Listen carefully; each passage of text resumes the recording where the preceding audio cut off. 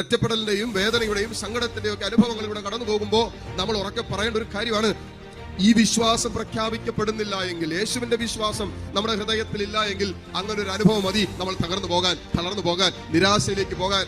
പിന്നെ ഒരിക്കലും എഴുന്നേക്കാൻ പറ്റാത്ത രീതിയിൽ ചില ജീവിതങ്ങൾ, ദുരാത്മാവ്, നിരാശയുടെ ദുരാത്മാവ് ഇന്ന് എത്രയോ ജീവിതങ്ങളെയാണെന്നറിയാവോ കാരണം നിന്നുകൊണ്ടിരിക്കുന്നത്. ചിലർ പുറത്തു വരും. എങ്ങനെയാ പുറത്തു വരുന്നത്? ചിലർക്ക് പുറത്തു വരാൻ പറ്റണില്ല. ചിലർ പുറത്തു വന്നാലും വീണ്ടും വീണ്ടും വീണ്ടും നിരാശയിലേക്ക് വീണ്ടും പോയിക്കൊണ്ടിരിക്കുക. മക്കൾ, നിരാശയിൽ നിന്നും നിത്യമായി പുറത്തു വരാൻ, എന്നേക്ക് പുറത്തു വരാൻ ഒരൊറ്റ വഴിയേ ഉള്ളൂ. അത് യേശുവിന്റെ വിശ്വാസത്തിലേക്ക് നമ്മൾ വളരണം.